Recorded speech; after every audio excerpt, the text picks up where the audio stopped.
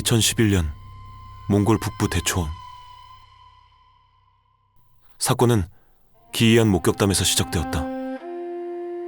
트럭보다도 큰 동물이 언덕 위에 우뚝 서 있었다는 증언, 산등성이에서 거대한 그림자가 천천히 움직이는 걸 봤다는 목격담이 연이어 들려왔다. 물론 처음엔 다들 헛소리로 치부했다. 이상한 동물 목격담이야 흔한 일이니까. 하지만 끔찍한 사건이 터지고 만다. 목격담이 보고된 히토류 채굴기지 근처에 살던 유목민들이 하룻밤 만에 흔적도 없이 사라진 것. 현장은 폭격을 맞은 듯 초토화되어 있었고 그들이 키우던 수백 마리의 가축들은 형체를 알아볼 수 없게 찢겨 있었다. 당국은 사태를 심각하게 받아들였다. 사건 현장이 국경과 인접한 전략적 요충지 바로 인근이었기 때문.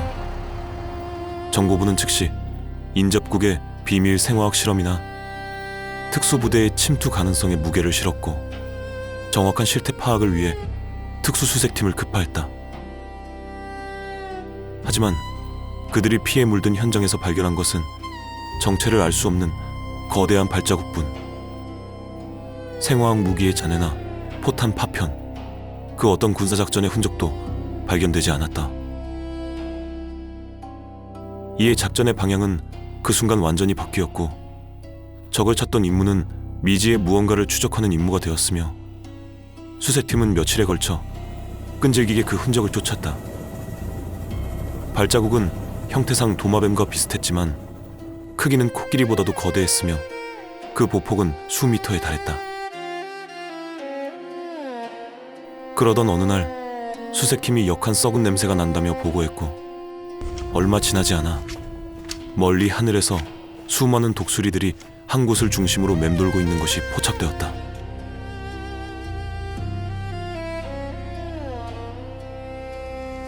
잠깐. 통제실. 정체불명 거대 물체 식별. 생물 사체로 추정된다. 생명 반응은? 현재까지 움직임 없음. 알겠다. 위험 요소 감지 시 즉시 You creatures reek of putrid rot. Disgusting.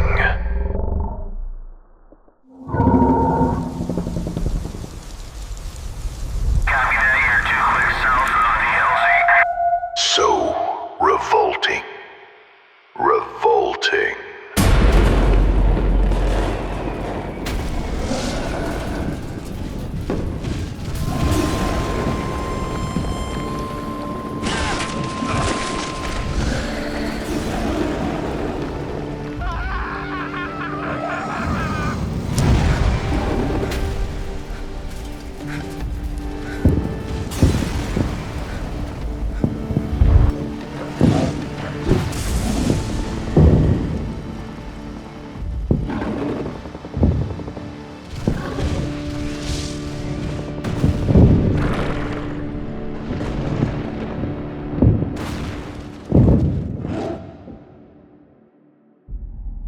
통제실엔 한동안 정적이 흘렀다.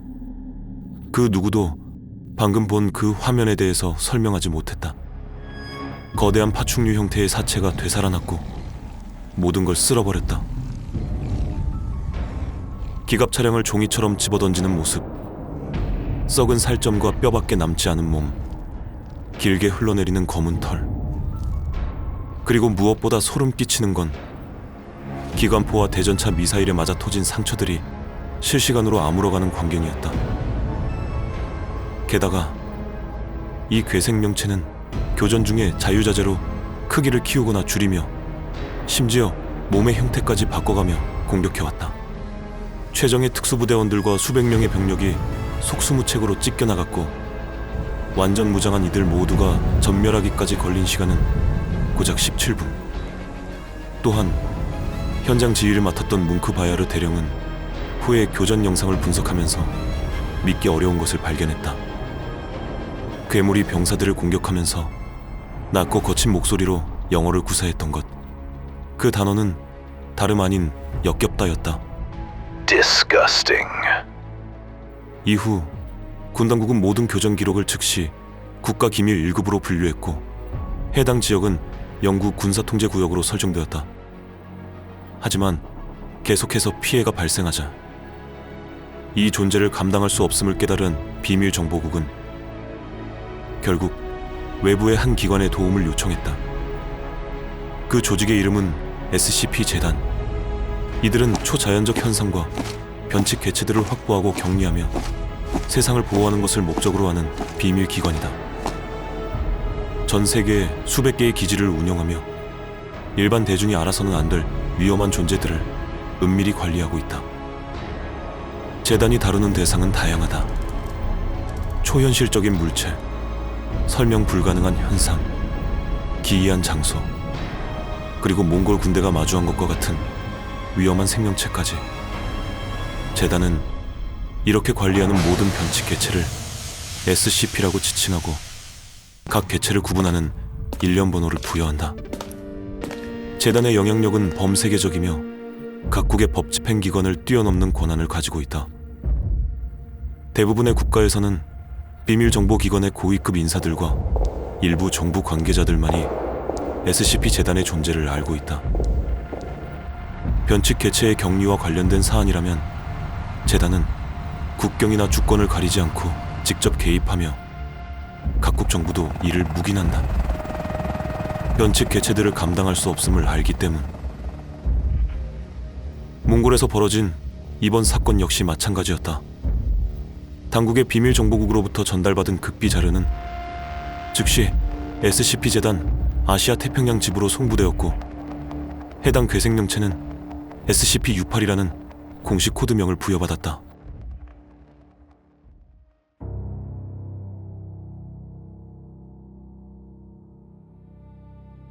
SCP-재단 아시아 태평양 지부. 교전 영상을 전달받은 후 재단은 1차적으로 감마 파이브를 현장에 급파했다. 그들의 임무는 교전을 목격한 통제실 군병력들의 기억을 소거하고 사건과 관련된 모든 정보를 은폐하는 것. 하지만 진짜 문제는 확보 작전이었다. 격리 담당관 마크 브래들리 박사가 SCP-68이 확보를 위한 기동부대를 선정했을 때 재단 내부는 발칵 뒤집혔다. You can't put Omega-7 operations in.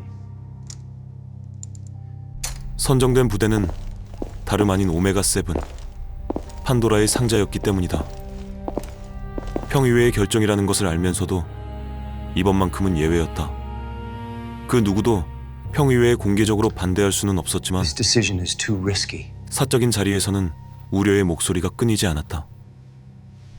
오메가-7은 재단 역사상 가장 논란이 많은 기동부대였다. 인간형 변칙 개체를 핵심 전력으로 사용하는 부대였기 때문이다. SCP-076, 소통 가능한 몇 안 되는 인간형 개체. 그는 자신을 아벨이라 칭했으며 초인적인 힘과 끈질긴 생명력이 특징이다. 그리고 무엇보다 죽어도 큐브 내부에서 다시 부활한다는 점이 특별했다. 과거 평의회는 일련의 사건을 통해 재단의 호의적으로 변한 인간형 변칙 개체인 아벨을 무기화하는 프로젝트를 감행했고 I'll think about it. 그 결과 탄생한 것이 바로 오메가-7. 재단이 이런 극단적 선택을 한 데는 이유가 있었다. 지금까지 생물형 변칙 개체 확보 작전에서 너무 많은 요원들이 희생되었기 때문이다.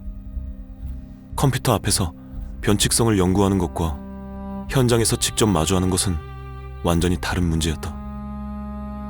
그럼에도 불구하고 기지 이사관이나 격리 담당관들은 확보 작전이 있을 때마다 I'm not going to put the Omega-7 in. 오메가-7을 투입하는 것을 꺼려했다. 인간형 변칙 개체를 작전에 투입한다는 것 자체가 전례 없는 시도였고 그만큼 위험성도 컸기에 이에 평의회는 마크 브래들리 박사를 앞세워 이번 확보 작전에 아벨을 투입하기로 결단을 내린 것. 확보, 격리, 보호라는 재단의 사명 앞에서 때로는 위험한 선택도 감수해야 합니다. 박사, 아벨을 통제할 수 있다면 우린 앞으로 큰 손실 없이 개체를 확보할 수 있습니다. 아벨과 관련된 첫 발견은 19세기 몽골 영국 탐험대가 자물쇠와 사슬로 단단히 봉인된 거대한 큐브를 발견했지만 그 속에 잠들어 있던 아벨의 정체가 드러난 것은 훨씬 후인 1991년 런던 고고학 전시회에서였다. 기록에 따르면 이유는 알 수 없지만 전시 중이던 큐브가 갑자기 활성화되었고 깨어난 아벨은 전시장에 있던 모든 사람을 도륙했다. 이후 몇 년간 그는 인간 사냥을 벌였고 재단은 기동 특무부대 델타5 선두주자를 투입해 가까스로 격리에 성공했지만 막강한 전투력으로 평가받던 델타5의 거의 모든 대원이 사망했다. 하지만 교전 과정에서 중요한 사실을 발견했다. 그건 아벨이 죽어도 큐브 내부에서 부활한다는 변칙성이었고 재단은 그가 큐브에서 재생성되는 동안 가까스로 회수할 수 있었다. 이후 격리기지로 옮겨진 SCP-076 아벨은 자신과 싸운 남성을 찾았고 그는 델타5에서 살아남은 기동대장 마커스 크로스였다. 특이하게도 아벨은 마커스를 예우했으며 Where is Marcus? 오직 그하고만 대화를 했다. 하지만 몇 년 뒤 외부 확보 작전 중 마커스가 사망했고 당시 아벨 연구를 담당했던 수석 연구원 다니엘 애셔 박사가 이 사실을 아벨에게 전했다. He should have fought me. 그 이후 아벨은 더 이상 인간에게 적대심을 보이지 않았고 Who killed Marcus? 마커스를 죽인 게 무엇이냐며 물었다.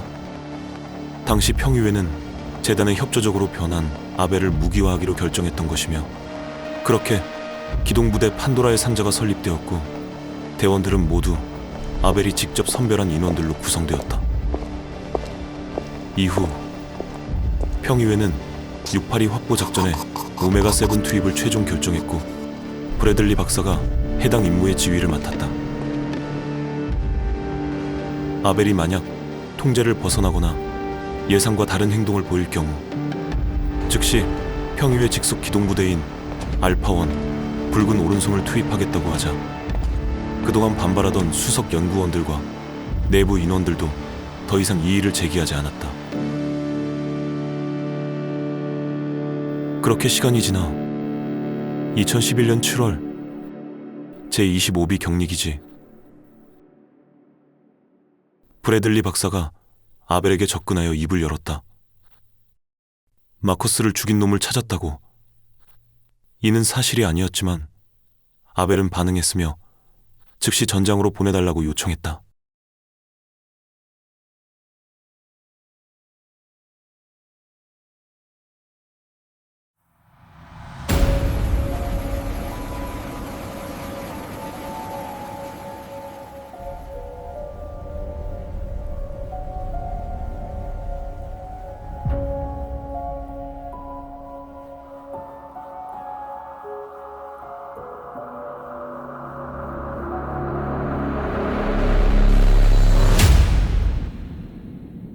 An undying dragon's stench doth pulse here.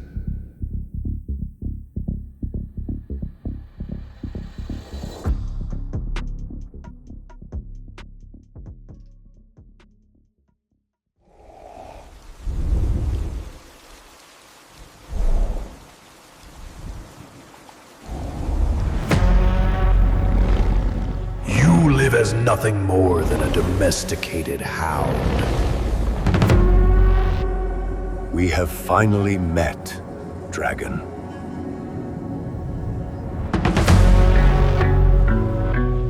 Truly pathetic. You are just as repugnant.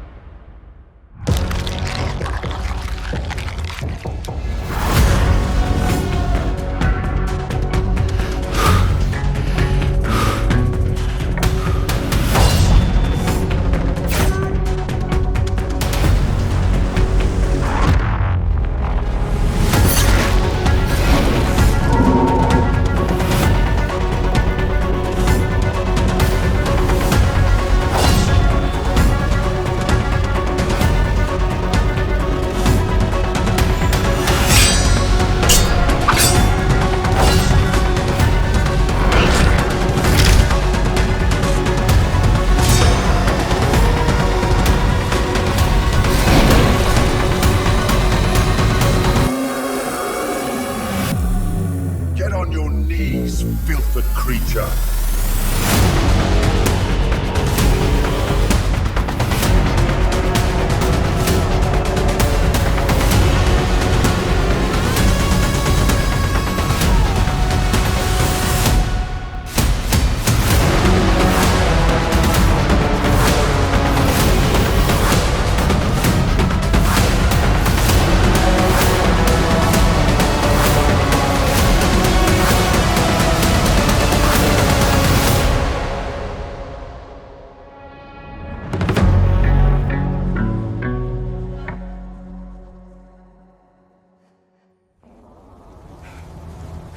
아벨은 끊임없이 부활했고 682는 계속해서 재생했다.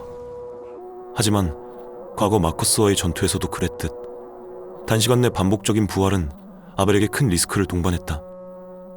처음에는 몇 초 만에 큐브에서 되살아났지만 이제는 몇 분씩 걸리기 시작했다. 심한 경우 부활까지 최대 몇 시간이 걸릴 수도 있었고 그렇게 되살아났을 때의 힘도 온전하지 않았다. 상황이 불리해지고 있음을 직감한 아벨은 조급함을 느꼈다. 마지막 힘을 쥐어짜내며 전력으로 질주한 그는 거대한 대검을 682의 몸통 정중앙에 깊숙이 꽂아 넣었다. 강력한 일격으로 거대한 파충류가 두동강 났지만 그 반동으로 아벨은 초원 바닥에 쓰러졌다. 그때 전투를 지켜보던 오메가7 대원들이 즉시 움직였다. 절단된 682의 몸에서는 여전히 재생 과정이 진행되고 있었지만 속도가 현저히 느려져 있었다. 대원들은 신속하게 특수 제작된 격리 탱크를 현장으로 이동시켰다. 염산으로 가득 찬 격리 탱크는 682의 회복을 둔화시켰고 확보 작전은 성공했다.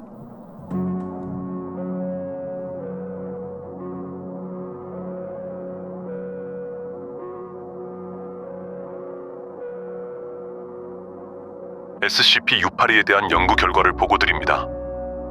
682는 현재까지 재단이 격리한 생물형 개체 중 가장 독특하며 고도의 지능과 극한의 적응력을 가진 변칙 존재입니다. 첫째로, 재생 능력이 상상을 초월합니다. 저희가 실험 삼아 놈의 신체 87%를 날려버렸는데 잘려나간 팔다리가 완전히 복구되는 데는 몇 시간밖에 걸리지 않았습니다. 심지어 지금 격리실을 채우고 있는 염산 속에서도 계속해서 몸을 재생하고 있습니다. 이마저도 적응할 가능성이 있어 주시하고 있습니다. 둘째, 앞서 말씀드렸다시피 적응력이 경이로운 수준입니다. 경험한 공격 방식에 대해서는 내성을 기르고 외피 구조를 그에 맞게 변화시키는 등 지속적인 적응 과정을 보입니다. 아벨이 다시 이놈을 제압할 수 있을진 모르겠습니다. Do you call the Dragon 687? 먹는 것도 가리지 않습니다. 유기물이든 무기물이든 뭐든지 에너지로 흡수해버리죠. 심지어 자기 몸 크기를 마음대로 바꾸기까지 합니다. 가장 소름 끼치는 점은 이놈이 높은 지능을 가졌다는 겁니다. Disgusting people. You don't know anything. 단순한 짐승이 아니라 사고할 줄 아는 존재라는 뜻이죠. 그리고 그 똑똑한 머리로 온 세상의 모든 생명체를 증오하고 있습니다. 현재 682는 제25B 기지에 격리되어 있습니다. 격리실은 내산성 강판으로 벽을 둘렀으며 계속해서 염산으로 채우고 있죠. 하지만 염산은 놈의 활동을 둔하게 만들 뿐 완전히 무력화시키지는 못하고 있습니다. 지금까지 벌써 17번이나 격리실을 부수고 나오려고 했고 그 빈도는 점점 짧아지고 있습니다. 이에 따라 682 격리팀은 격리 탱크 내부의 염산 농도를 20% 더 높이는 것을 준비 중이며 Who's the pet now? 오메가7을 격리실 근처에 상시 배치시키려 합니다. 이후 평유에는 SCP-682가 현재 격리 방법에 점차 면역을 형성하고 적응한다는 점을 매우 우려했다. 이에 다양한 무기와 다른 SCP 개체들을 이용한 제거 실험을 계획했지만 모든 시도는 실패로 돌아갔다.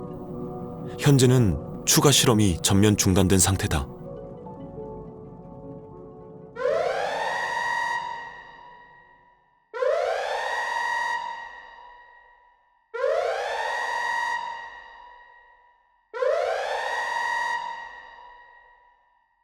Disgusting.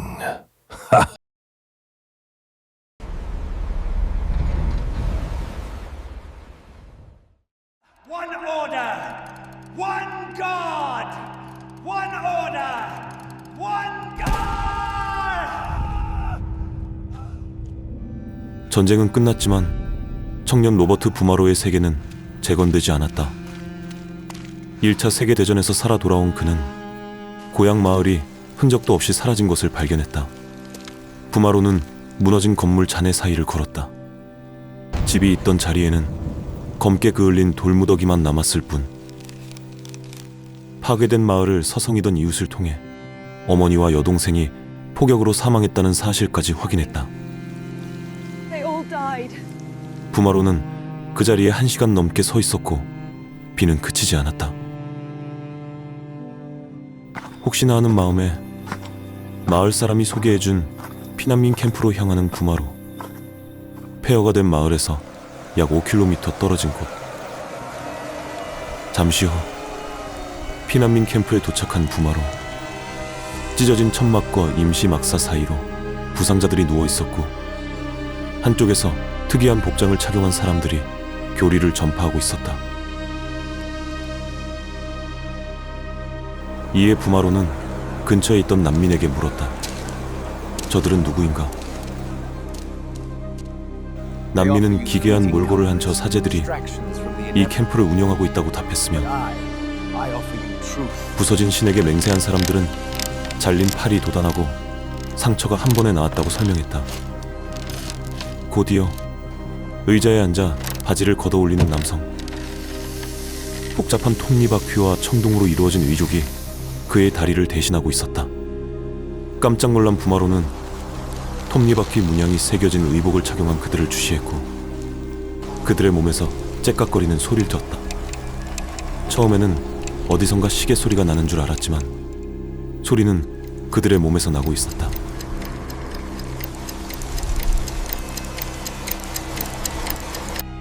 그때 째깍거리는 소리와 함께 한 남성이 부마로에게 다가왔다. 상실의 아픔에서 헤엄치는 자여, 죽은 자를 살릴 수는 없지만 메카네님이 강림한다면 더 이상 의미 없는 죽음은 없습니다. 불완전한 존재가 불완전한 존재를 지배하는 이 혼돈의 세계, 우린 절대적 완전함이 필요합니다. 부서진 신 메카네만이 이 썩은 톱니바퀴를 대신할 수 있습니다. Makane. 곧이어 사제는 부마로에게 보여줄 것이 있다며 따라오라 말했다. 부마로는 그 사제의 말을 곱씹었다. 틀린 말이 아니었다. 인간이 인간을 지배하지 않고 모든 질서를 통일한 절대자가 있다면 전쟁 따위는 일어나지 않았을 것. 잠시 후 사제는 부마로를 캠프 아래의 지하 공동으로 안내했다. 수많은 교도들과 피난민들이 뒤엉킨 이곳엔 거대한 기계 장치들이 있었으며, 지하 공동에 어떻게 이런 것들을 설치할 수 있었는지 부마로는 이해하지 못했다. 증기가 피어오르고 기름 냄새가 가득한 가운데 공동 중앙에는 빛나는 톱니바퀴가 놓여 있었다. 사제는 그것을 메카네의 파편이라 불렀으며 파편 앞으로 긴 줄이 늘어서 있었다. 부상을 입은 사람들이 맹세를 결심하고 메카네의 파편을 통한 경이로운 대체 의식을 기다리고 있던 것. 팔이 잘린 한 남자가 파편 앞에 섰고, 그가 파편에 입을 맞추자 째깍거리는 소리와 함께 남자의 어깨에서 새로운 팔이 자라났다.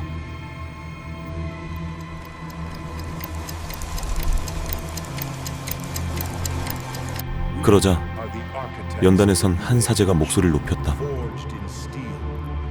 자신들의 신앙은 고대 미케네 시대부터 이어졌으며 먼 옛날 메카네는 혼돈의 신 얄다바오트를 봉인하기 위해 스스로 몸을 부수었다고 설명했고, 인류의 모든 욕망과 이기심은 얄다바오트에게서 비롯된 것이라 말했다. 이에 인간들은 얄다바오트의 악이 깃든 나약한 육신을 버리고 강철의 논리를 받아들여야 한다며 목소리를 높였다. 메카네가 다시 온전해지는 날, 이 세상의 모든 혼돈과 전쟁은 종식될 것이라고. 기적을 목격한 부마로는 깨달았다. 전쟁의 참혹함 속에서 그가 그토록 갈망했던 것은 바로 이 모든 것을 한 번에 해결해줄 절대적인 질서였다. 그는 신의 파편 앞에 무릎을 꿇었고 차가운 강철의 복음을 받아들였다.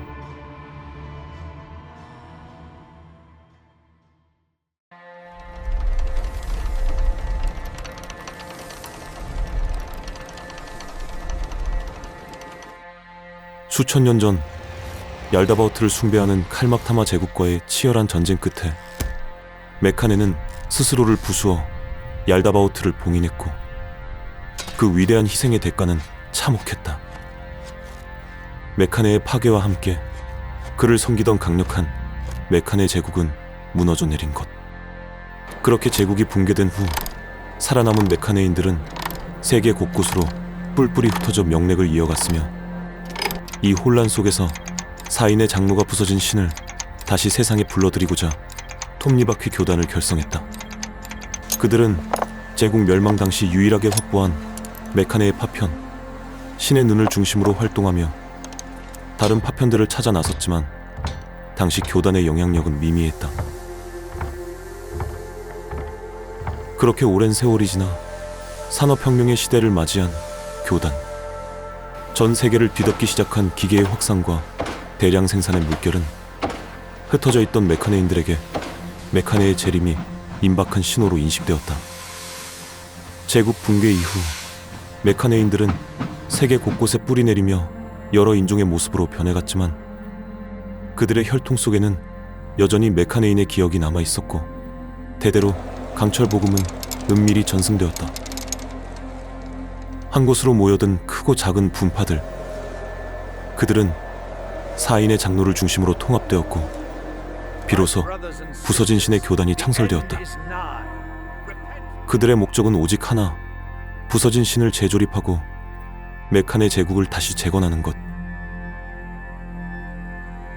이후 교단은 메카네 강림의 필수 부품인 메카네의 심장을 찾기 위해 필사적으로 노력했다.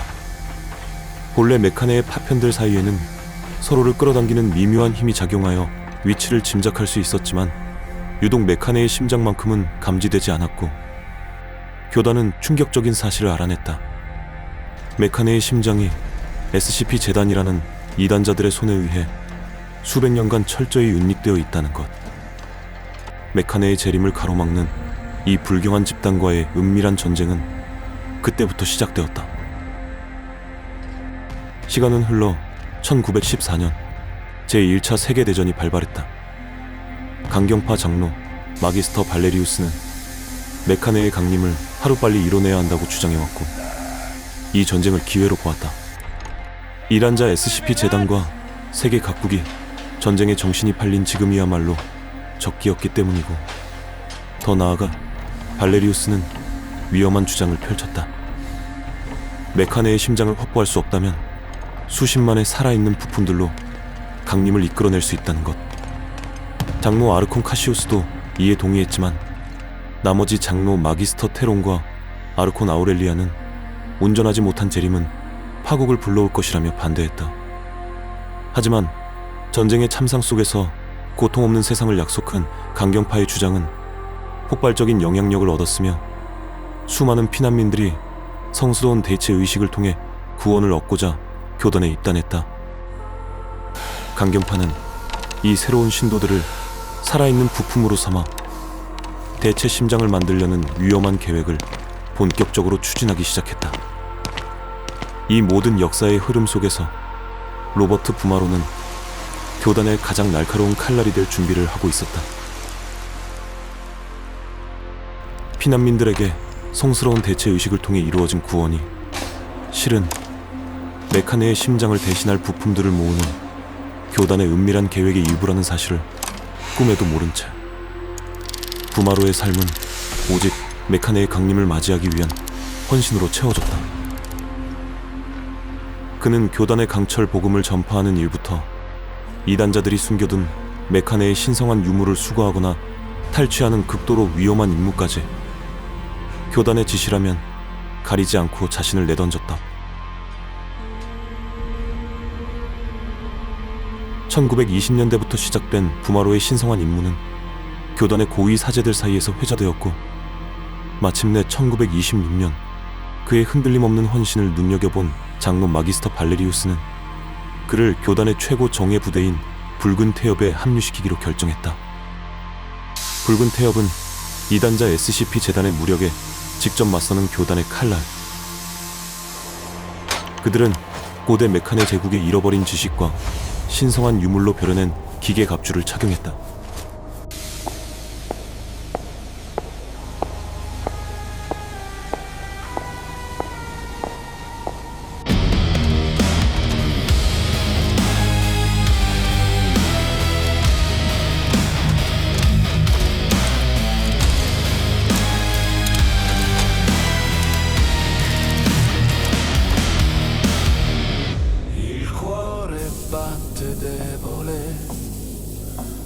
carne ed ossa, l'anima grida del tutto sola, ma lo senti, il freddo canto che nelle vene un ingranaggio avanza, mecane, Dio spezzato.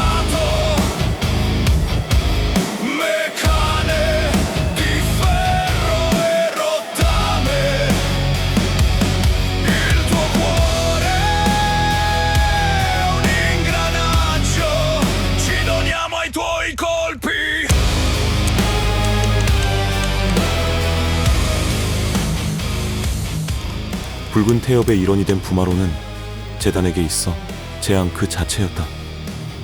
그는 이단자들의 방어선을 무너뜨리고 그들이 숨긴 메카네 제국의 유물과 부품들을 차례차례 탈취했다. 1926년부터 1938년까지 부마로는 SCP 재단의 전사들을 몰아내며 수백 개의 메카네 제국 유물을 수거했고, 고위 사제로 임명된 그는 교도들의 열렬한 지지를 받는 영웅이 되었다. One order, one God, one order, one God. 그로부터 1년 후 1939년 다시 세상의 감도는 전후 1920년부터 진행된 성스러운 대체 의식을 통해 충분히 모인 수십만 명의 살아있는 부품들. 마침내 마기스터 발레리우스는 메카네 강림 의식을 준비하기 시작했고, 그 의식을 실행할 완벽한 대리인으로 부마로를 지목했다. 이후 장로의 부름으로 교단의 깊은 성소에 발을 디딘 부마로, 장로 마기스터 발레리우스는 그에게 진실을 밝혔다. 성스러운 대체 작업으로 새로운 삶을 약속받은 수십만 교도들이 바로 메카네의 심장을 대체할 부품이 될 것이라고. 그러나 부마로는 망설임 없이 입을 열었다. 메카네의 부품이 되어 영원의 톱니바퀴로서 살아가는 것은 희생이 아닌 축복입니다. 그들 또한 그리 생각할 것이며 저의 믿음은 결코 부서지지 않습니다.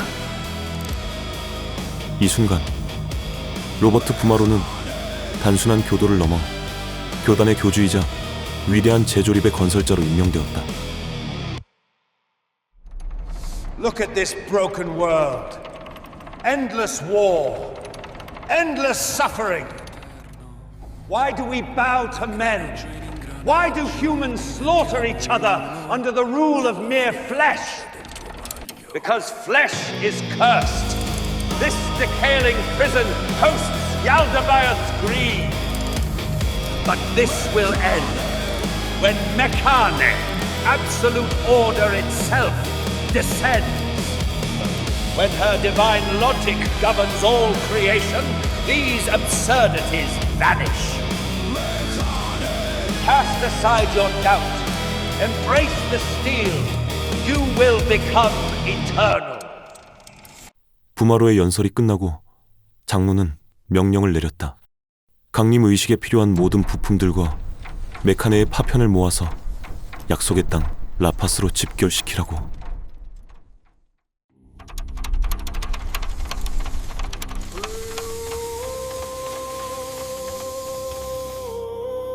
(1942년) 가을, 전쟁의 혼돈을 그림자 삼아 움직인 부서진 신의 교단은 3년의 시간 끝에 수많은 살아있는 부품들을 라파스에 집결시켰다.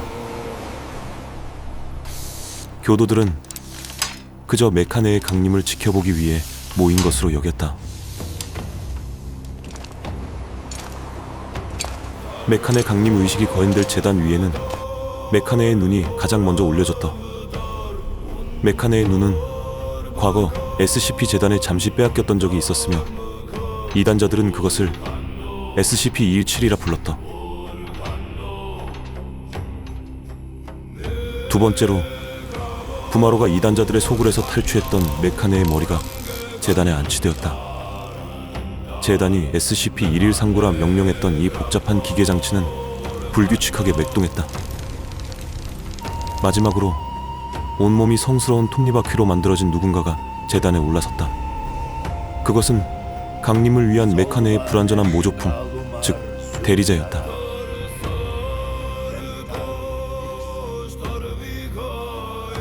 셀 수 없이 많은 살아있는 부품들은 재단과 멀리 떨어져 있었지만 모조품이 내는 알 수 없는 기계적인 움직임을 본능적으로 따라했다.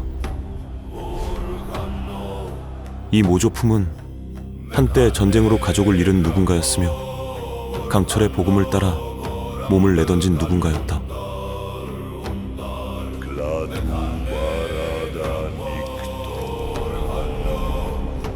모조품은 알 수 없는 언어를 선창했고 살아있는 부품들이 따라 외쳤다. 그 순간 전 세계에 걸쳐 전례 없는 전자기 교란 현상이 발생했다. 전선의 참호 속 진흙탕에 박힌 군용 무전기가 갑자기 비명을 지르듯 울부짖었고 교신 중이던 통신병은 찢어질 듯한 금소금에 헤드셋을 집어던졌다.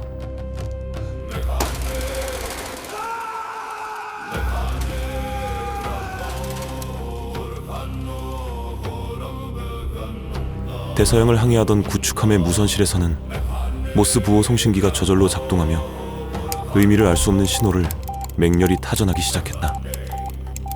이성을 잃은 기계처럼 송신되는 신호가 어떤 패턴을 이루고 있다는 것을 깨달은 통신사관은 공포에 질려 침묵했다.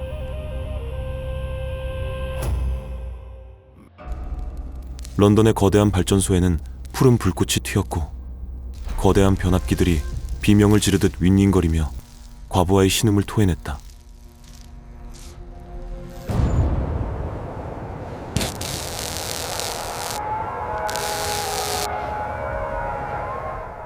뉴욕의 전화교환국에서는 수백 개의 회선이 일제히 불이 들어왔고 당황한 교환수들이 연결하자 수화기 너머로 알 수 없는 기괴한 목소리가 들려왔다. 그리고 교단이 메카네의 심장이라 부르며 그토록 찾아 헤매던 SCP-882가 재단의 특수 차폐 격리실 안에서 강력한 전자기장을 주변으로 뿜어내기 시작했다. 뒤늦게 부서진 신의 교단이 시작한 강림의식을 알아챈 SCP-재단. 그들은 신적 복종이라는 최악의 시나리오를 막기 위해 서둘러 전투 준비 태세를 갖추었고 멕시코 라파스 인근에서 발생하는 강력한 전자기 교란 현상을 포착했다.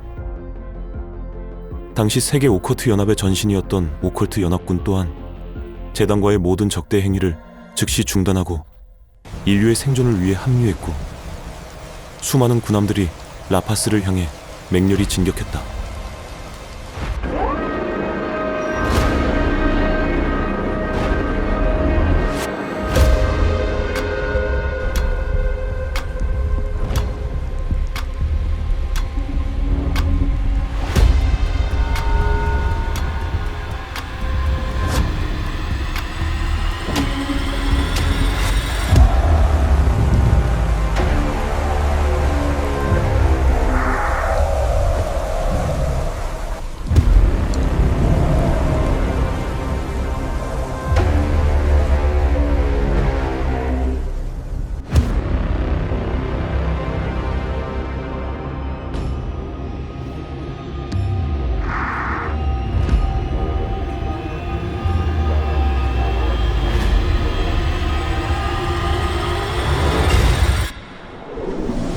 솟구치며 하나로 합체되는 살아있는 부품들.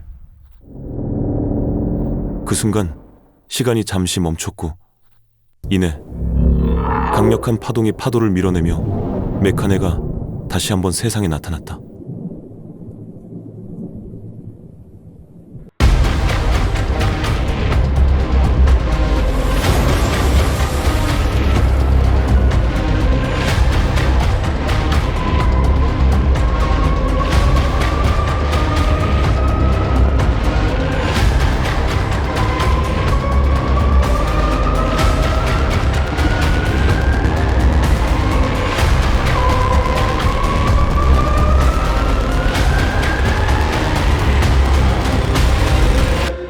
모든 걸 개걸스럽게 먹어치우며 대규모 파괴를 일으키는 거대 기계 복합체. Nacional para todos los habitantes de La Paz y sus alrededores.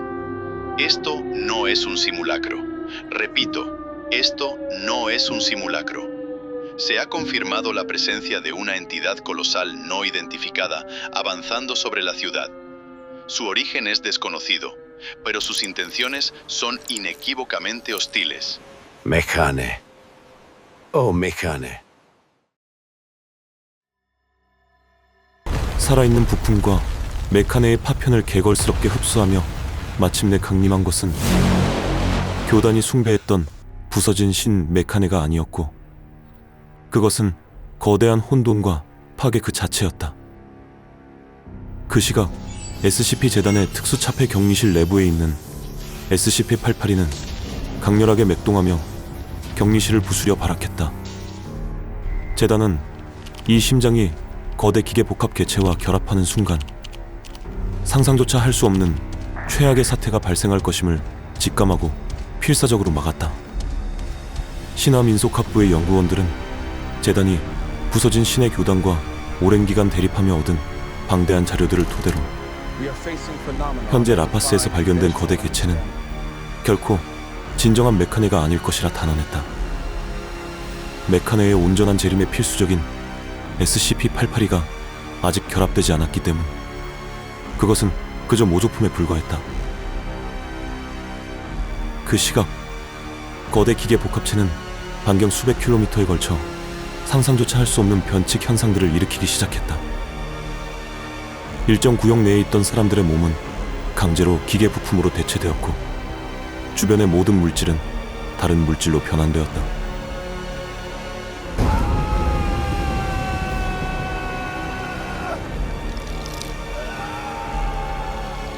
현장에 투입된 기동대원들에게서도 특이한 현상이 발견되었다. 일정 변칙 영향 범위 내에 있던 대원들은 갑자기 새로운 언어를 말하거나 쓸 수 있게 되었고 그것이 자신의 모국어라고 확신했다.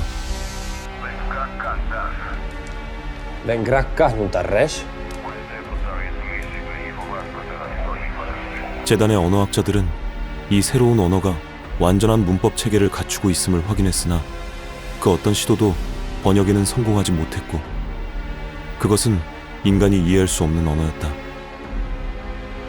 더 끔찍한 것은 개체 내부에서 들려오는 소리였다. 그것은 비명이었다. 수십만 명의 교도들이 살아있는 부품이 되어 내지르는 고통의 비명.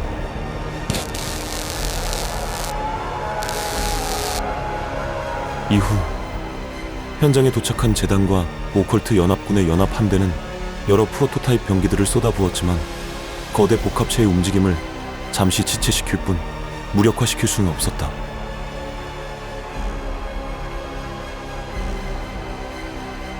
거대 기계 복합체가 멕시코 라파스를 넘어 전 세계로 확산될 것에 공포를 느낀 SCP 재단. 이에 평의회는 긴급 회의를 소집했고 9명으로 구성된 평의원들은 만장일치로 피로스 작전 실행을 명령했다. 피로스 작전. 어떠한 민간 피해도 감수하며 가용할 수 있는 모든 수단을 사용하여 개체를 저지하는 것. 신적 복종 시나리오를 막기 위해서라면 한 국가 자체를 희생시킬 수도 있다는 결정이었다. 이후 변칙 개체를 연구하여 개발 중이던 실험적 병기들이 작전에 투입되기 시작했다.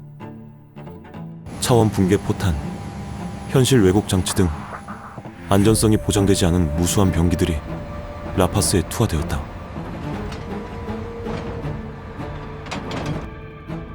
무수한 무기들이 쏟아진 후 변칙 현상이 판치는 공간으로 변한 라파스.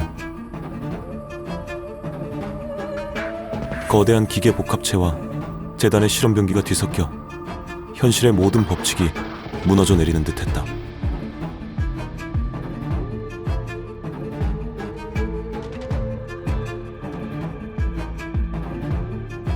재단의 변칙 병기에도 무력화되지 않은 거대 기계 복합체.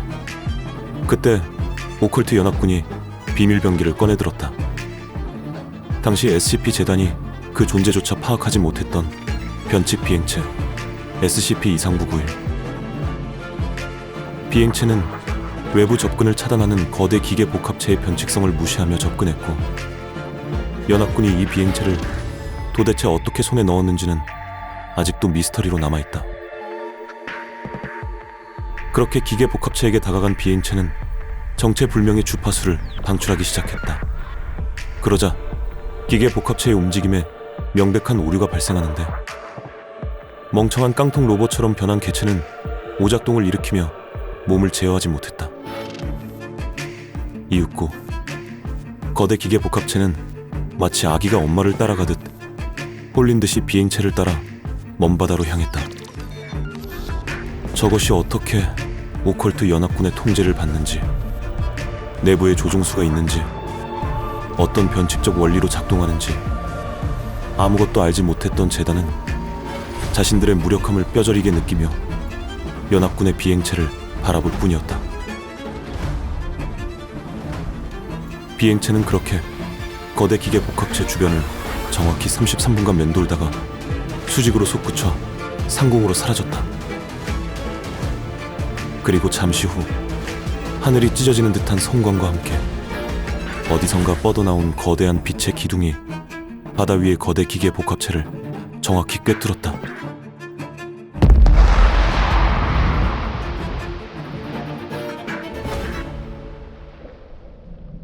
수만 톤의 뒤틀린 톱니바퀴와 강철 파편들이 비처럼 쏟아졌고, 여러 핵심 파편들은 깊은 바닷속으로 잠겼다. 그렇게 오컬트 연합군과 SCP 재단은 신적 존재에 의한 멸망 시나리오를 막아냈지만, 이것은 결코 승리가 아니었다. 수백만 명이 사망했고 멕시코의 지도가 바뀔 정도로 거대한 상처를 남겼다. 또한 사건 은폐를 위해 남발한 기억 소거제의 부작용으로 수십만 명이 끔찍한 환각 증세를 겪어야만 했다. 그러나 재단이 느낀 가장 큰 공포는 따로 있었다. 그것은 바로 오컬트 연합군이 보유한 미확인 변칙 비행체. 오컬트 연합군은 처음부터 그것을 사용할 수 있었지만 재단의 눈으로부터 숨기고 싶었던 것. 만약 상황이 절박하지 않았다면 그들은 그 비행체를 드러내지 않았을 것이다. 이에 재단의 평의원들은 오컬트 연합이 보유한 미확인 비행체에 대해 깊은 우려를 표했고, 숨은 의도를 찾기 위한 은밀한 조사를 승인했다. SCP 재단과 오컬트 연합, 세상을 변칙으로부터 보호한다는 목적은 같았다. 하지만 두 집단 사이에는 근본적인 차이가 있었다. 재단이 확보, 격리, 보호를 강령으로 삼는다면 오컬트 연합은 생존, 은폐, 보호, 파괴, 교육을 따랐다. 재단의 입장에서 오컬트 연합의 방식은 언제나 무모하고 위험했다. 발견된 모든 변칙 개체를 파괴하는 행위가 예측 불가능한 2차, 3차 재앙을 불러일으킬 수 있었기 때문이다. 1900년대 초반부터 두 조직은 변칙 개체 확보 과정에서 잦은 충돌을 겪었다. 개체를 파괴해야 하는 오컬트 연합 입장에선 개체를 확보하고 격리하는 재단의 방법이 늘 거슬렸다. 그렇기에 표면적으로는 협력 관계였지만 물밑에서는 정보 도청, 요원 매수, 개체 탈취 같은 적대 행위가 빈번했다.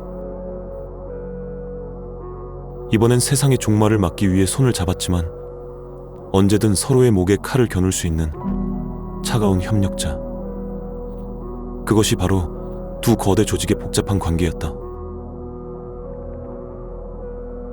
그리고 멕시코 라파스에서 목격한 오컬트 연합의 미확인 변칙 비행체는 두 조직 간의 힘의 균형을 더욱 불안정하게 만들었다. 이후 재단은 부서진 신의 교단을 예의주시하며 바다에 가라앉은 핵심 파편들을 수거하는 데 집중했다. 동시에 오컬트 연합의 비행체가 거대 기계 복합체를 공격했던 순간을 분석하던 재단의 수석 연구원들은 경악했다. 거대 기계 복합체를 공격한 눈부신 광선이 목성의 대적반에서부터 발사되었다는 것. 목성에서 발사된 그 광선은 마치 비행체의 신호에 맞춰 거대 기계 개체를 포격했고, 그것은 계산된 정밀 타격이었다. 재단은 대적반에 존재하는 무언가를 SCP-239구로 명명했고, 더 정확한 정보를 확보하기 위해 목성 궤도에 관측 위성을 발사하는 계획을 수립했다. 한편 부서진 신의 교단은 재단의 제거 1순위 단체가 되었다. 교단의 교도들은 상부의 명령 없이도 교전 및 사살 대상으로 간주되었다. 메카네의 심장이라 불리는 SCP-882는 재단 최대 규모의 제19 기지로 긴급 이송되어 5등급 차폐 격리실에 보관되고 있다.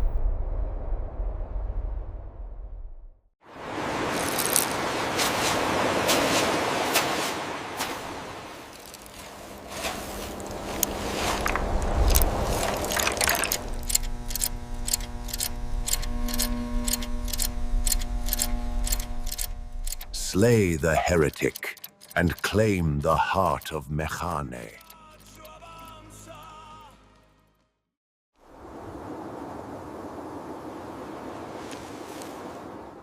Eala, Chemuneshu Peritreo. Bird, bird, bird, bird, bird, bird.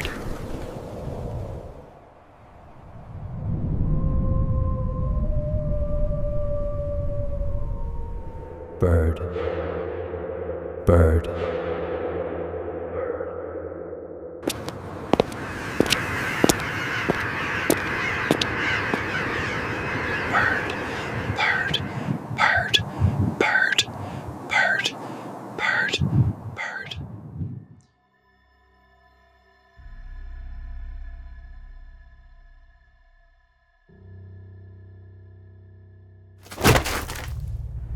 때는 2010년.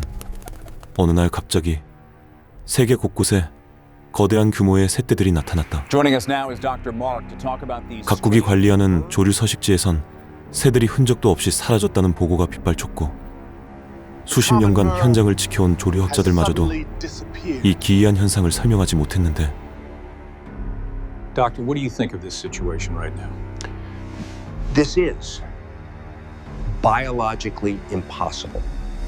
수평선 끝까지 펼쳐진 거대한 새떼 군집, 도시 상공을 뒤덮은 수백만 마리의 새떼. 조류학자 마크는 이것이 생물학적으로 불가능한 현상이라고 설명했다. 지금은 번식기가 절정에 달한 시기이며, 이 시기에 성체의 조류가 알과 부화한 새끼를 버리고 둥지를 떠난다는 것은 진화론적으로 설명할 수 없는 행동이라는 것.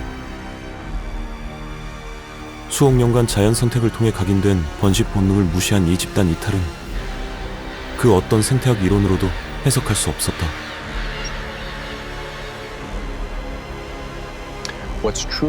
곧이어 더 심각한 문제는 군집의 구성에 있다고 설명하는 마크 박사.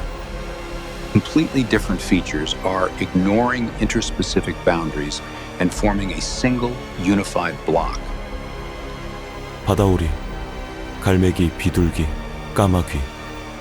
생태적 지위가 완전히 다른 종들이 종간 경계를 무시하고 단일 군집을 형성하고 있다는 것.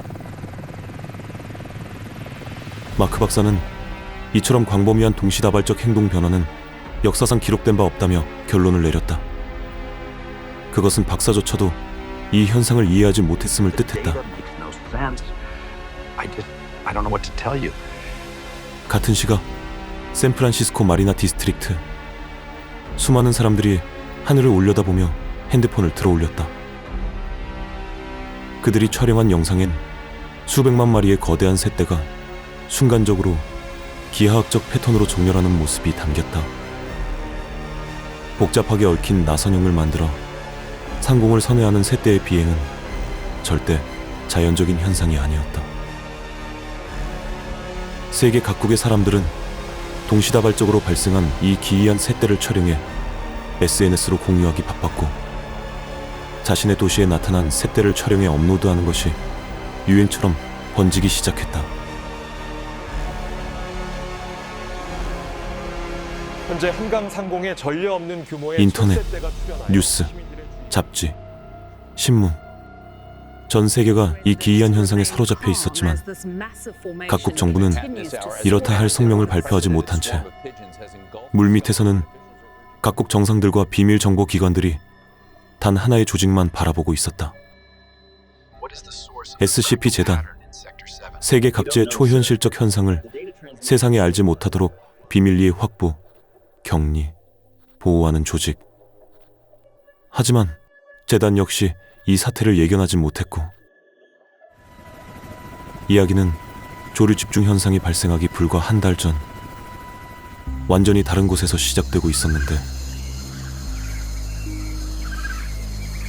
정글을 수색하고 있는 SCP 재단의 기적학 전담 부대 베타9 헤카테의 창.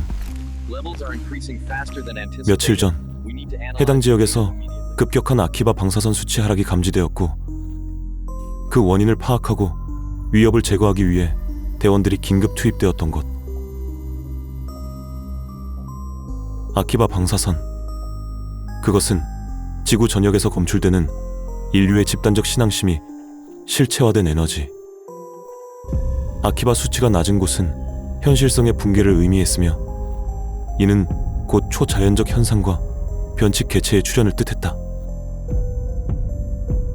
이 힘은 특정 종교와 상관없이 믿는 행위 그 자체에서 발생되었는데, 재단은 이 미지의 힘을 기적학적 현상으로 분류했으며, 당시 수석 기적학자 에드먼드는 이 현상을 두고 이렇게 설명했다. 보이지 않는 존재가 인류의 갸륵한 기도를 보며 우리의 현실을 보호해주고 있는 것 같다고. 이처럼 지구 전역의 현실성을 유지하는 아키바 방사선의 정상 수치는 1밀리 아키바였지만, 기동대원들이 급파된 북부 정글지대에선 순간적으로 아키바 수치가 0.6밀리 아키바까지 하락했던 것.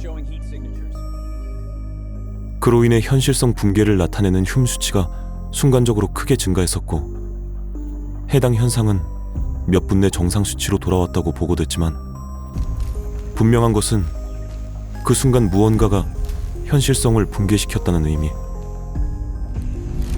그 시각 아키바 수치가 정상화되었다는 재단의 관측소의 보고와는 달리 현장에서는 미세한 아키바 수치 변동이 감지되었다.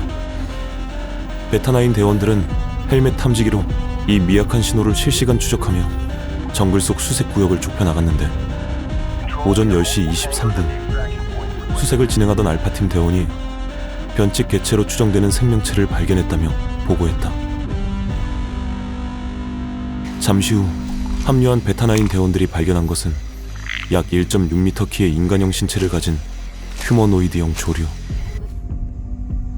곧이어 2명의 대원이 전자기 그물 발사기를 조준했고, 개체는 확보되었다.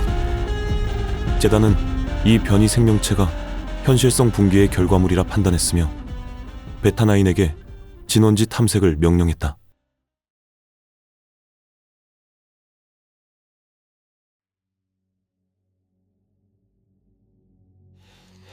휴머노이드형 개체 확보 후 진원지를 찾기 위해 아키바 수치를 측정하며 수색을 진행하던 베타9 대원들은 거대한 동굴 입구에 다다랐다.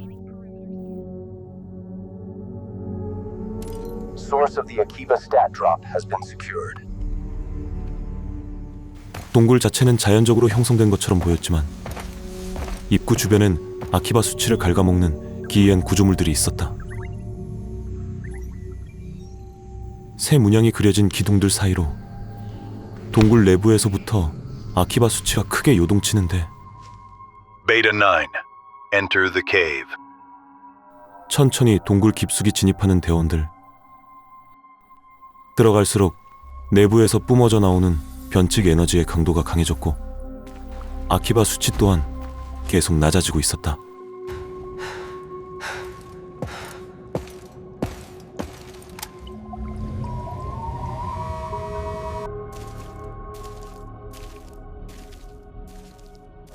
그때 갑자기 손을 들어올려 잠시 대기하라는 신호를 보내는 기동대장. 그들이 도달한 곳은 축구장 크기의 거대한 지하 공동, 그리고 그 중심에는 높이 20m에 달하는 거대한 오빌리스크가 서 있었다. 0.2 밀리 아키바까지 떨어진 오벨리스크 주변 아키바 수치. 하지만 이내 더 충격적인 것을 발견한 기동대원들. Control room. Anomaly detected.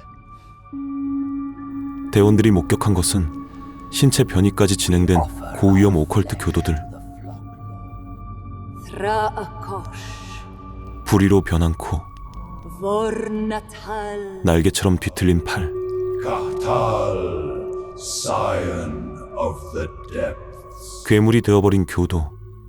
제각기 다른 변이를 겪은 수백 명의 교도들이 한데 모여 기적학 의식을 벌이고 있었다. From the depths we rise.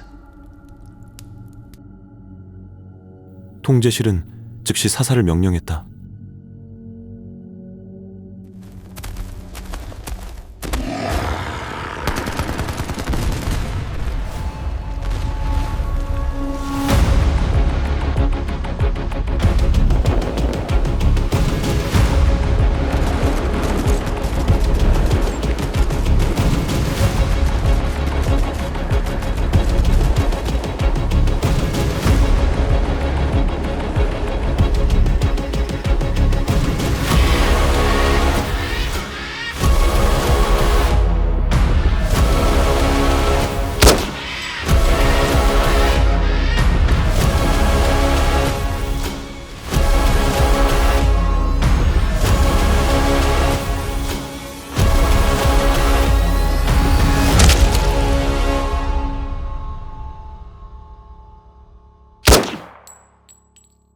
Removal complete. 사살된 교도는 총 338명. 이 과정에서 7명이 확보되었다. 이후 동굴 내부로 투입된 변칙 물품 회수팀은 며칠에 걸려 거대 오벨리스크를 해체하는 작업을 진행했고 제52기지로 이송되었다. 2010년 6월 3일 제52 격리기지. 조류 숭배자로 명령된 변이된 교도들이 신화 민속 학부로 인계되고 있다.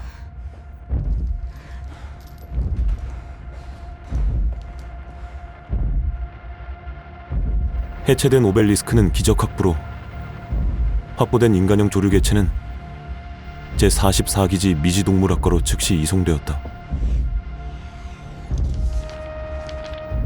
표준 인지능력 평가 결과를 보고 있는 미지동물학과 수석 연구원 헤이지 박사. It's more than that. It was aware of us. Through the glass. 개체는 거울에 비친 자신을 알아보는 수준에 그치지 않았다. 거울 너머에서 자신을 훔쳐보는 우리의 존재를 정확히 인지했으며 3단계 비언어적 문제 해결 과제마저 수행했다. 조악했지만 고차원적 지성을 보유하고 있던 것. 같은 시각 52기지 격리실. 해체된 오벨리스크를 다시 조립하여 분석을 진행 중인 기적 흑자들. 조류 숭배자들의 의식이 중단된 오벨리스크는 미약한 변칙 에너지만을 방출할 뿐 아키바 수치에 큰 영향을 주진 않았다. 조류 인간, 포유류 등 다양한 생명체를 통한 에너지 반응 테스트가 진행되었지만 아무런 반응이 없었다. 탄소 연대 측정도 진행되었는데 이 거대한 오벨리스크는 최소 1000년 전에 세워진 것으로 확인되었다. 이는 고대 변칙 유물을 조류 숭배자들이 발견한 것인지 혹은 조류 숭배자들 자체가 천년의 역사를 가진 것인지는 불분명했다. 이를 두고 기적학자 슈미트는 최악의 시나리오를 제시했다. 사르킥교와 마찬가지로 조류 숭배자들 역시 전 세계에 잠복해 있으며 우리가 아직 인지하지 못한 수많은 기적학적 활동을 벌이고 있을 가능성이 높다는 것. 제52기지 신화민속학부 신문실. 조류 숭배자들에 대한 연구원들의 신문은 난관에 부딪혔다. 대부분의 교도들은 민속학부의 수석 연구원들마저도 해석할 수 없는 말만 반복할 뿐이었고, 그들은 신체 변이 검사를 위한 연구용으로 수술대에 올랐다. 단 한 명, 고대 영어를 구사하며 입을 연 자가 있었지만 그는 질문에 답하는 대신 알 수 없는 독백을 되뇌었다.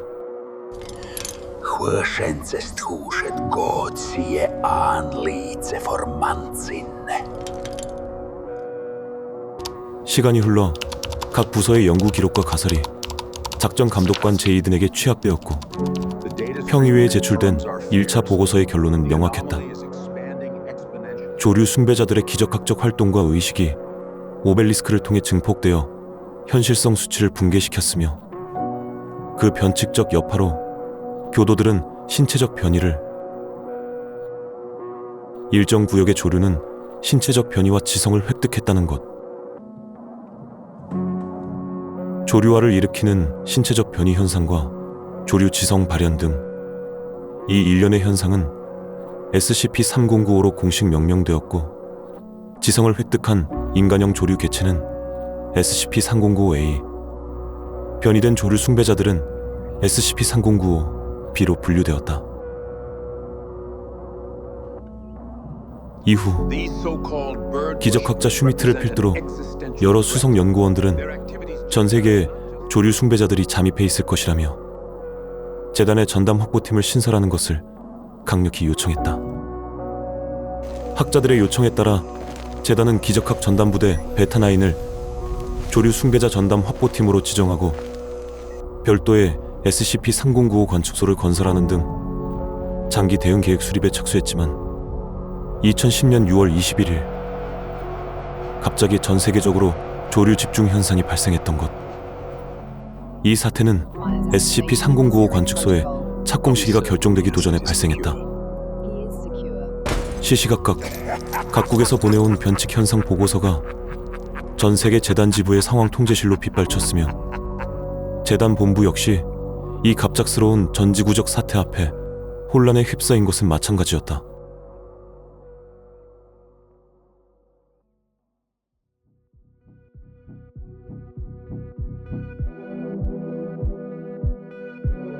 조류 집중 현상 발생 일주일 후 전 세계에 나타난 셋대를 긴급히 제거하고 있는 재단. 각국 정부엔 재단의 긴급 위협 대응국 감독관들이 도착했으며 그들이 전달한 것은 요청이 아니라 명령이었다. 인류는 전례 없는 신종 고병원성 바이러스에 감염되었음을 공표한다. 재단의 해제 명령이 있을 때까지 모든 국민의 외출을 금지한다. 모든 SNS 및 인터넷망은 통제될 것이며 지정된 언론 매체는 재단이 제공하는 안내 사항만을 반복 송출한다. 각국에 보급될 백신은 전 국민에게 신속히 보급하며 즉각적인 투약을 조치한다.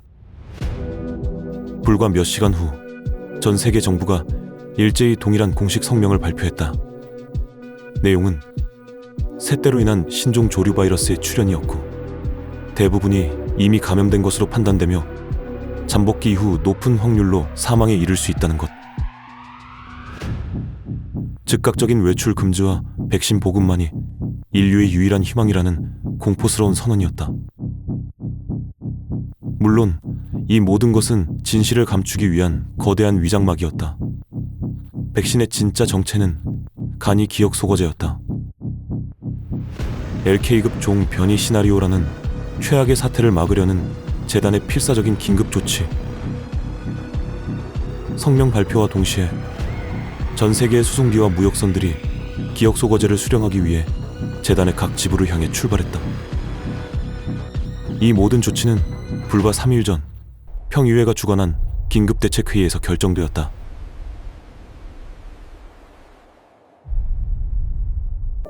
새떼가 출현한 직후 지구 전역의 아키바 수치가 불안정한 상태라며 보고하는 관측소 감독관 엘레나.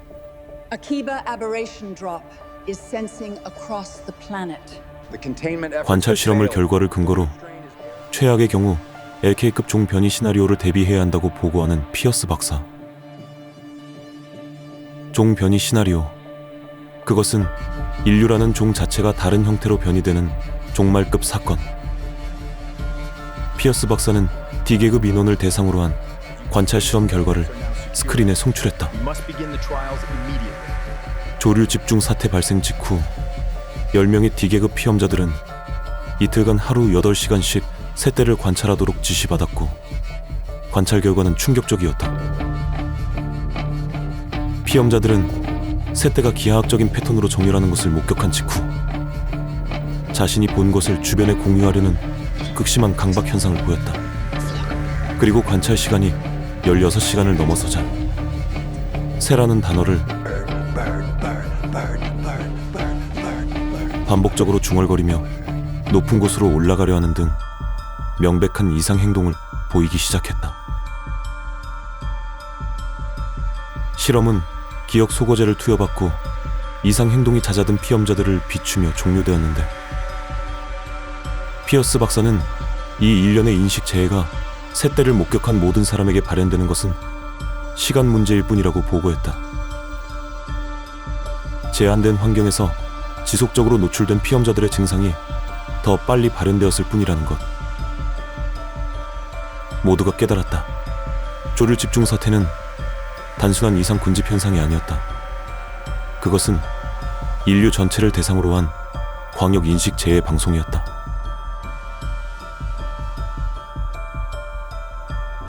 인식 재해란 특정 정보를 단순히 보거나 듣는 것만으로도 변칙성이 발동되는 것을 뜻하는데 새떼가 만들어낸 기하학적 패턴은 시각 정보로 위장한 치명적인 변칙 코드였다. 새떼의 기하학적 패턴을 목격한 인류의 정신권에 새처럼 생각하게 만드는 강력한 정신오염이 이미 퍼져나간 것. 인식재해 저항 인자를 투여받지 않은 민간인들에게는 재앙과도 같은 상황. 이미 인식재해에 노출된 사람들에게 저항 인자는 소용없었고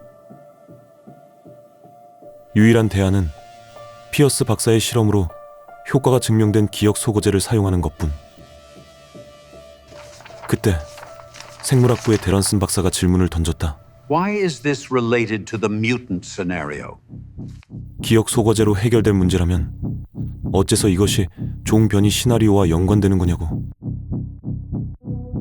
피어스 박사는 대답 대신 브라질에서 확보한 조류 숭배자들의 변이된 신체 사진을 스크린에 송출했다. Is this the environmental endgame? Just making us think like birds? 이들의 목적이 단순히 인류가 새처럼 생각하게 만드는 것에 그칠 리 없을 것이라고 답하는 피어스 박사. 모두가 피어스 박사가 우려하는 바를 정확히 알고 있었다. 인식 재해로 인한 정신오염의 마지막 단계가 신체 변이일 수도 있다는 것. 수십억 명이 이미 새떼의 기하학적 패턴을 목격했고 재단은 하루빨리 간이 기억 소거제를 생산하여 전 세계에 배포해야 했다. 이에 평의회는 즉각 장막 정책 실행을 승인했고 전 세계의 감독관들을 파견하도록 지시했다. LK급 종 변이 시나리오를 막기 위한 재단의 거대한 작전이 시작된 것.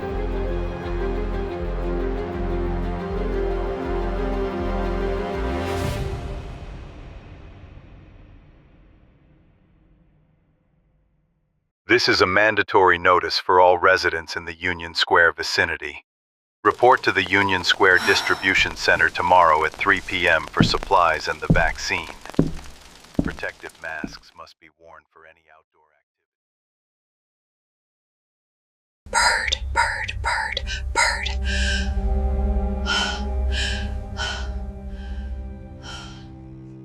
재단의 장막 정책은 전 세계를 대상으로 실행되고 있었다. 신종 바이러스라는 거짓 공포가 인류를 통제하는 동안 재단은 간이 기억 소거제 생산 속도를 최대로 끌어올렸고 각국은 인구 밀집 지역부터 순차적으로 기억 소거제를 보급할 계획이었다. 하지만 재단의 계획은 백신 보급 현장에서부터 무너지기 시작하는데 2010년 7월 6일 오후 2시 17분 뉴욕 맨해튼 34번가 백신 배급소. 수많은 시민들이 마스크와 방독면을 착용한 채 길게 줄을 서 있었다. You, come forward. 군인들이 삼엄하게 경비를 서는 가운데 줄 중간쯤에 서 있던 한 남성이 불안한 듯 목을 거칠게 긁기 시작했다. Bird.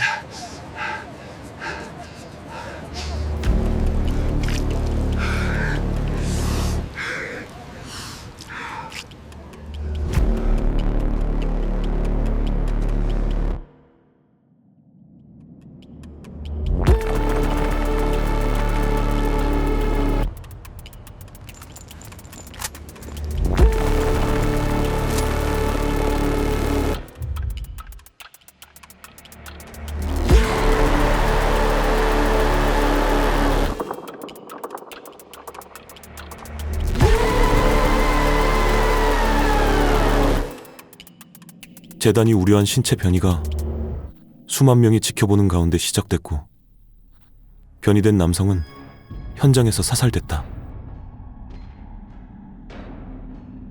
하지만 그것으로 끝이 아니었다.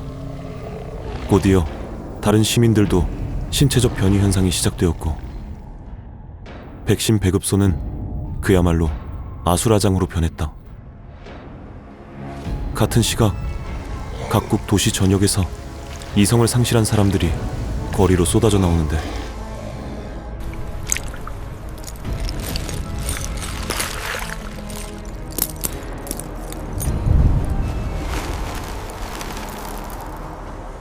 그 시각 재단본부 상황통제실, 각국에서 보고되고 있는 조류화 현상, 이에 긴급 소집을 명령하는 평의회. 각국의 기억 소거제를 보급하는 방식으로는 We must use the reign of oblivion.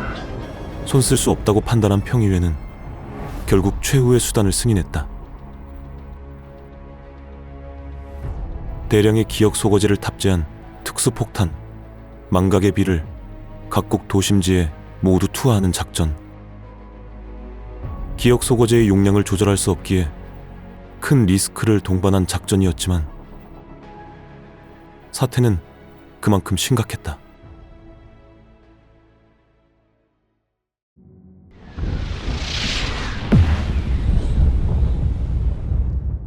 약 일주일간 전 세계에 수백 발의 망각의 비가 발사되었다.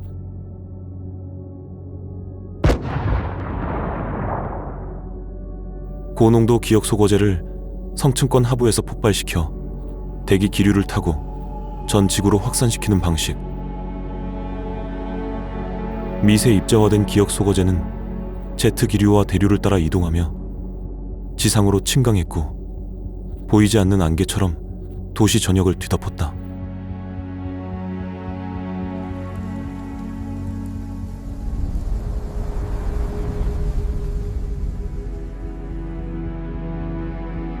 한편 조류 집중 현상 발생 직후부터 현재까지 재단은 수백억 마리로 추정되는 새떼를 제거했으며 상공을 뒤덮었던 새떼는 그 모습을 감추기 시작했다. 망각의 비는 효과가 있었다. 최소 한 달 전부터 최대 몇 달 전까지의 기억이 소거된 사람들은 인식재해에서 벗어났다. 물론 이미 신체가 변이된 조류인간들은 여전했으며 기억 소거 후 혼란에 휩싸인 시민들을 통제해야 하는 또 다른 숙제가 재단을 기다리고 있었지만 기적학자들과 베타나이는 조류 집중 사태 발생 직후부터 조류 숭배자 제거에 몰두했다. 하지만 수많은 기적학적 활동을 저지하고 조류 숭배자들을 제거했음에도 전지구적 아키바 요동 현상은 멈추지 않았다.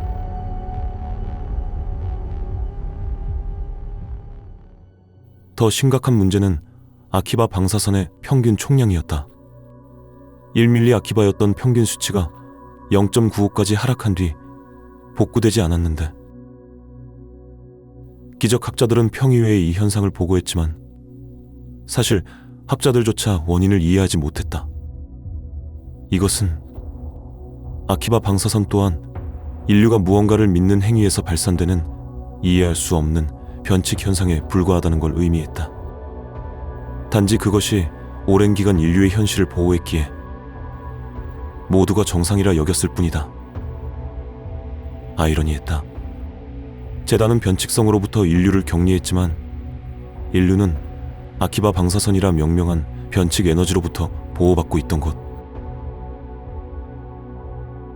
믿음과 숭배 행위가 시작된 그날로부터 쌓여온 이 방어막은 어쩌면 어떤 존재에게는 자신의 존재를 부정하는 이질적인 독이었을지도 모른다.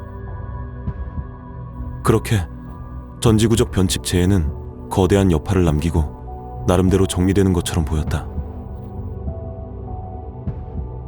그것이 나타나기 전까진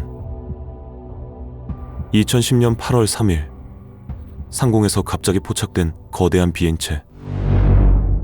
Hitisnu chenduad, jes ichche sedzge, ealashu apa. Ja, hievuoron äärest kemindliase fuglas, se on lifteflugon. Vie fram hjaardagum tu shazem djebedon, en chem smelum fuglum djevit en fir djafon. Vie vurdon hiera modor fugol, en offerhund vintrat vishu chesamnodon en djafon. Thas hie, an mitzel nest timbran meachton. Hi sind nu sjas kevyarden, en hi sind ure glafordas kevyarden. Nebeuhutu saarig. Hitis aanliitse eftjetsiered. Eala. Tjemuneshu peritreo. Herisse nama uoveres, niivan hlafordes.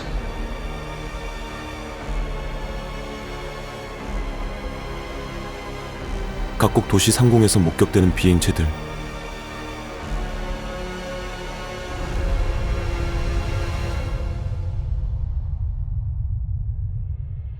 곧이어 비행체 하부가 열리며 정체불명의 포자들을 내뱉기 시작하는데, 포자가 닿은 건물들은 기괴한 유기물로 뒤덮이며 둥지처럼 변해갔고, 살아남은 조류 인간들의 이상행동이 더욱 심해졌다. 또한 비행체는 2차 이식 재해를 발생시켰고, 조류화는 그렇게 다시 시작되었다. 민간인 피해를 고려하지 않은 모든 변칙병기의 사용을 승인한 평의회. 재단은 비행체와 필사적으로 맞서 싸웠다. 곧이어 재단의 격리 기지에도 비행체들이 나타났다. 그들의 목표는 파괴가 아닌 확보와 통제였다. 그들은 알고 있었다. 재단이 격리한 수많은 변칙 개체가 자신들에게도 치명적인 위협이 된다는 것을.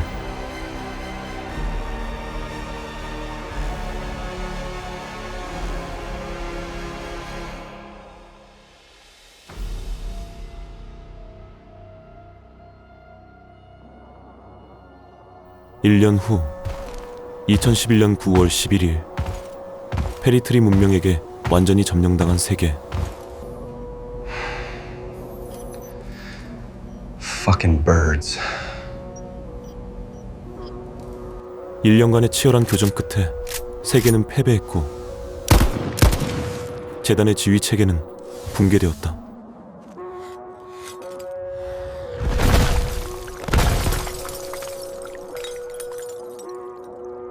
그들이 퍼뜨리는 포자는 생태계 자체를 바꾸었고 인류는 살아남을 수가 없었다.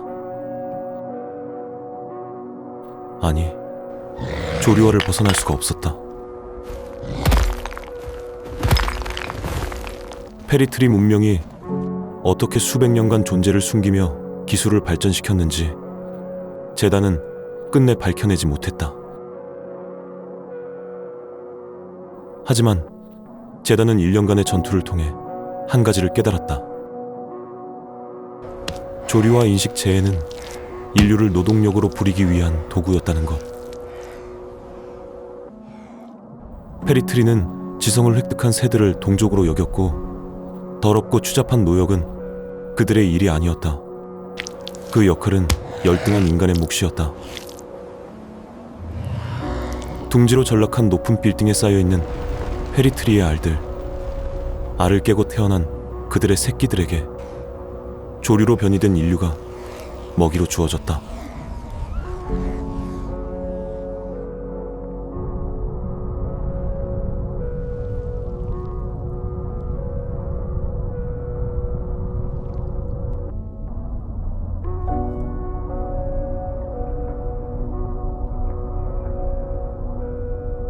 Thajat mitsele pari treua, se maira thuus.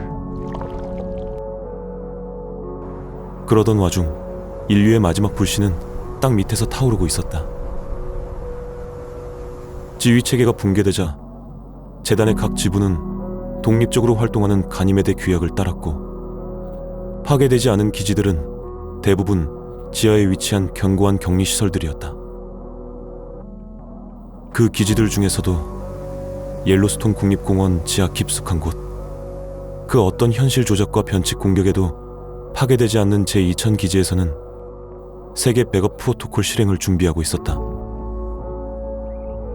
제2000 기지는 기지 그 자체가 SCP-2000으로 분류되며 시설의 구조물 하나하나가 변칙성을 띠고 있었는데 그 특징으로 시설 내부는 유사리만 다형체 구조로 사실상 무한대에 가까운 공간을 보유했다. 시설의 심장부에는 자르티온 인류 복제기가 있었고 이는 기록된 인류의 뇌 스캔 데이터를 기반으로 지정된 날짜의 기억까지 완벽하게 이식한 복제 인류를 생산해내는 장치였다. 즉, SCP-2000은 선택한 시대에 맞는 인간들을 복제하고 무한한 물자와 자원을 동원하여 멸망 이전의 모습으로 세계를 다시 건설할 수 있는 세계 백업 시설이었다. 하지만 치명적인 한계도 존재했다. 외부 위협이 존재하는 한 모든 것은 무의미하다는 것. 복제된 인류가 생산된다 해도 복제된 인류가 다시 조류화되거나 살해된다면 재앙은 반복될 뿐. 이에 임무는 재정의되었다. 세계 백업을 위한 라자로 절차는 무기한 미루어졌고 기지 감독관들의 최우선 과제는 더 이상 건설이 아닌 정화가 되었다. 첫 번째 임무, 지상을 점령한 페리트리와 조류인간 모두를 박멸할 치명적인 바이러스 개발. 두 번째, 훗날 이 세계에서 살아갈 재건된 인류의 유전자 풀에 삽입할 조류와 저항 인자 연구.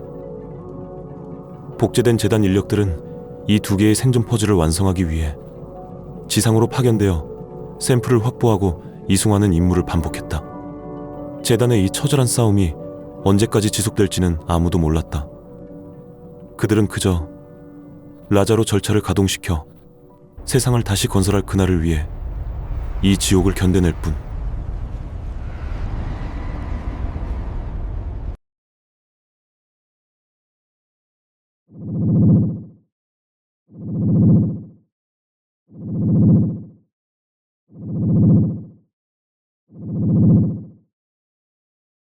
Good morning, Manhattan. This is Alex on 102.7 FM, getting you ready for your day. And the weather office is calling for a gorgeous one. Clear skies, light winds, just perfect flying weather out there. Now, May 14th, that's right, It's my Birds Day today. Got any other Birds Day twins out there listening? Well, if that's you, you need to get in on this right now. Good Flying Travel is giving away... Bird.